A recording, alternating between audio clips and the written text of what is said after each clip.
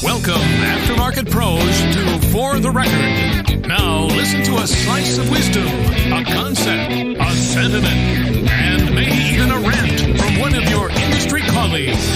For the Record. Hello, friends. Carm Capriato, the Aftermarket Podcast guy, with frequent contributor Matt Fanslow. Now, Matt's always on his game because he's a deep thinker, and he asked me to join him in this episode. Hey, did you ever hear Matt's rant on professional wrestling and the aftermarket? Don't miss it. It's For the Record, episode 50. Hey, digital vehicle inspections can revolutionize your business. But how? Do you know where to start?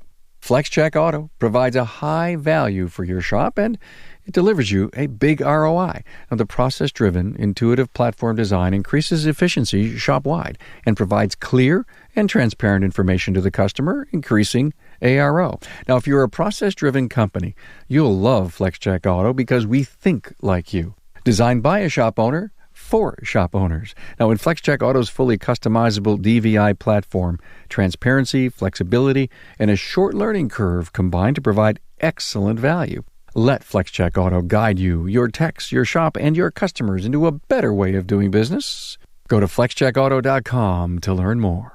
Hey, please don't forget the powerful content we have on the Remarkable Results Radio website. We've got books listed that my guests talk about, the listening apps page, the word cloud, where you get to focus right down to the subjects discussed inside every podcast, the series page, where every podcast is channeled into 12 series, and so much more. Go to remarkableresults.biz and have a ball.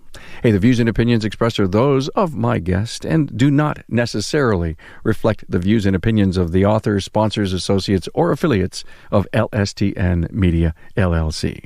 Ever watch a reality TV show that covers a business makeover or purchase? Feel like you empathize with the owner?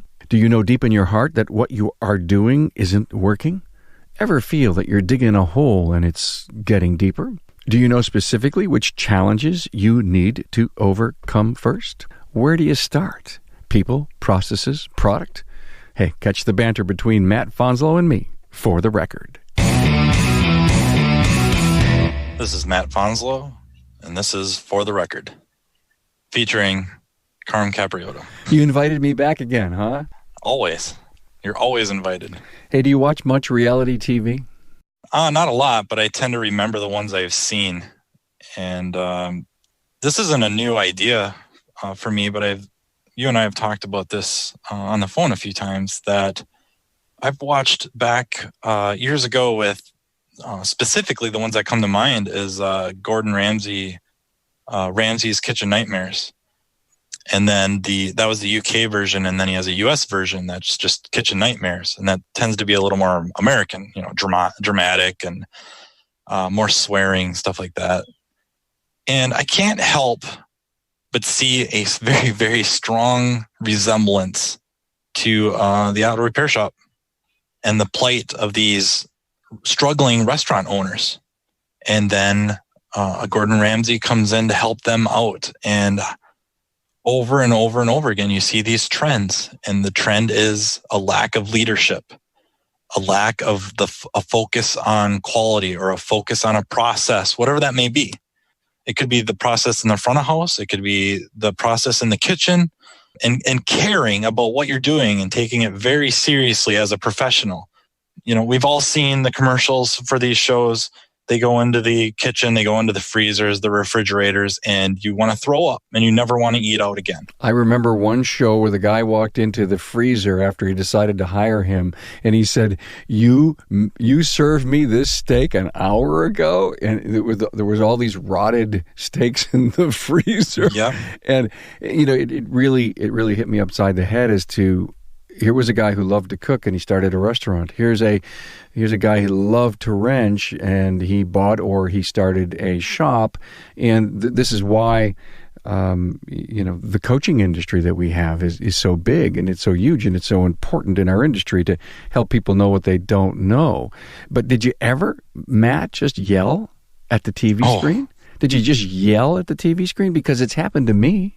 Yeah, I yelled at it. I would jot things down. I would take it back to the shop with me. I would just think about it really hard because these common threads are so similar. The leadership, even the depression when the businesses are struggling, the owners, managers, they get really down, and they just feel like there's nothing they can do, and they're just waiting to hit rock bottom and for the ship to just, explode, or for someone to show up with the yellow tape and just shut them down. Yeah, but some shop owners in our industry have gotten that far back, but they were smart enough to put their ego on the shelf, find humility, and pick themselves up and say, hey, listen, my business isn't bad. It's not perfect. And what can I do to fix it? And they go out and get help, join a networking group, find a business coach, start going to seminars and get involved in the industry. And that whole network builds and blossoms. And then they start realizing what they don't know.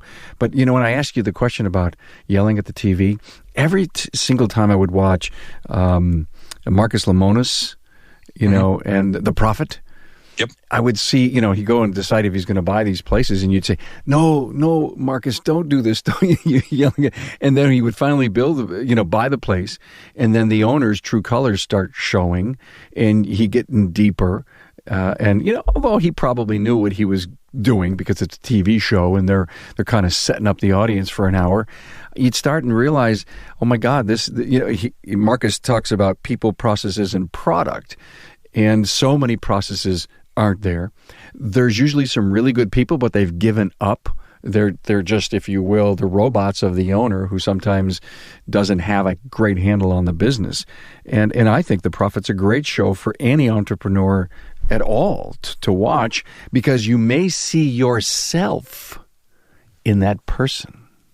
You may, and you probably should, at least partially.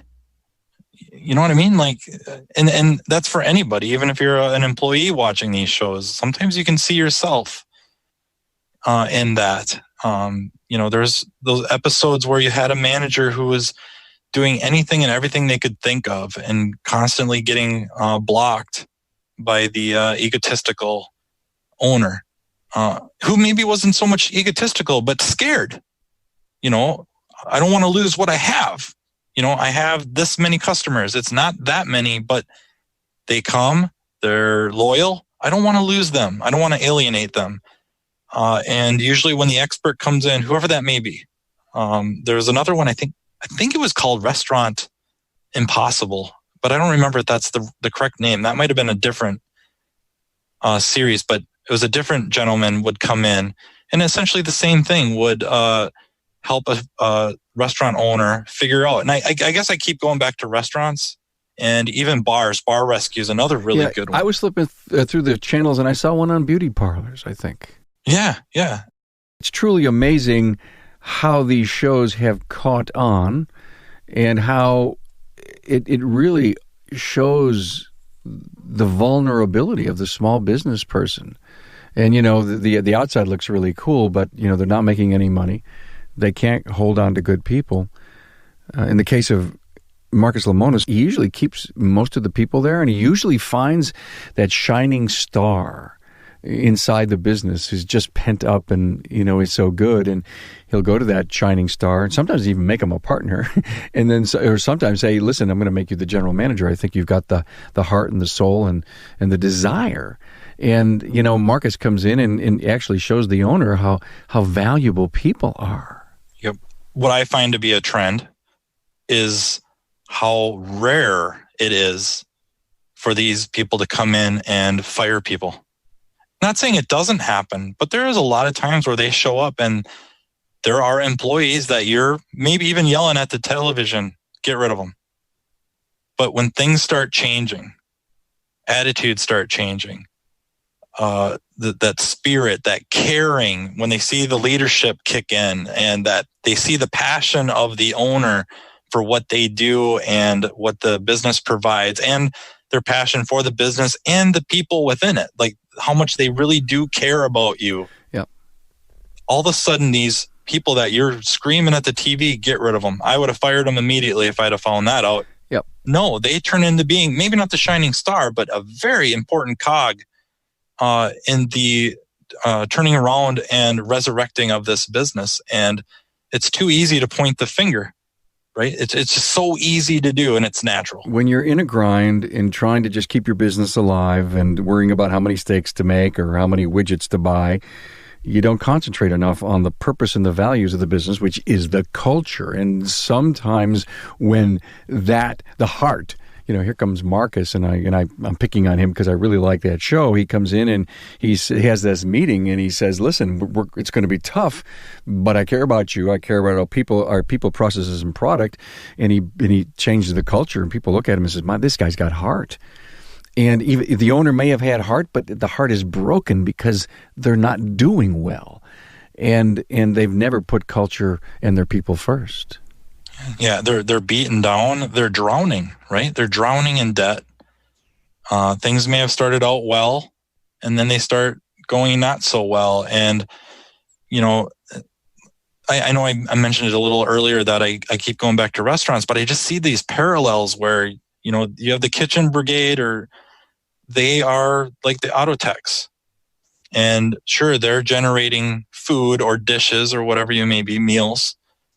Auto techs, they're generating properly repaired vehicles. And when you start seeing communication break down, the quality drops. Or when the restaurant gets really, really busy, quality starts dropping. And you see that in auto repair shops. Like the mentality of strike while the iron's hot sometimes can have a repercussion of quality dropping. And maybe it's the quality of the repair of the vehicle, or the quality of the returned vehicle, meaning, okay, I've took care of your problem, but I left grease smudges. I left my footprints on your floor mat. I forgot to take off our protective covering.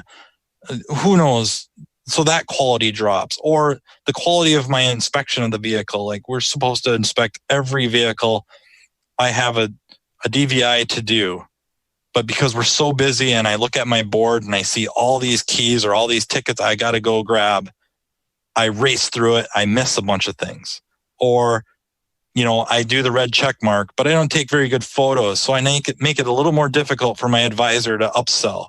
If I'd have had a video or a photo of this, it makes their job easier. And you just see how this has repercussions that build over time where, a good friend of mine said one time, totally not related to this subject.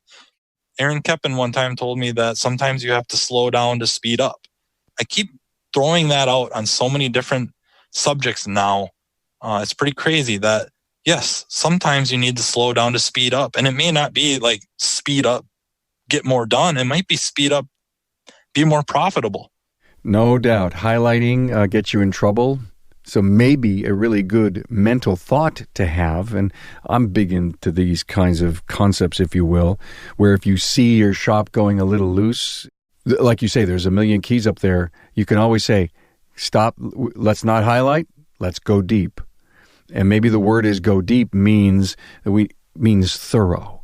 Let's not give up on the culture and what we do for our customers. Let's not take these 10 cars today and highlight them, because you're right. Guaranteed one or two of them may be in the comeback bin in 2 or 3 days. Yep. And that's worse than just not getting them done. Yeah. And apologizing. But when it does get done, it's done right. And it's done at that high quality level, that focus on quality. We're probably, it's kind of bring him up early. Hopefully you have a guest who will elaborate on him, but Dr. W. Edwards Deming, quality equaled efficiency. And that's another, falling back on always putting out the highest quality product. So that's a parallel I see a lot. Just how often the root cause, and I don't want to sound like I'm picking on shop owners or managers, but so many times it's a leadership issue. That when leadership, they're taught to lead and be better leaders, things start turning around, and your employees want to be a part of something successful. In most of our repair shops, I hope the more successful the shop is, the more successful everyone is. Everyone under that roof is more successful. Money, benefits, just joy in work. There's a lot to be said to just waking up and kind of glad to go to work, or at least not dreading it. And when people ask you what you do for a living, you kind of have a bit of pride, and that just keeps spilling over and over into so many areas beyond just compensation and money. Well, thanks for bringing the reality of reality shows here. I kind of enjoyed this discussion. Period. There's a lot to learn by watching those. Bring them into your world, no matter if you're the owner or you're the technician, the service writer, or, the odd jobs guy. Take a look at what you can learn from a reality show and then bring it to the place you work or the place you own. There's a lot of information resources out there, and some of them in surprising places. This is Matt Fanslow, For the Record. I'll go out and watch some reality shows.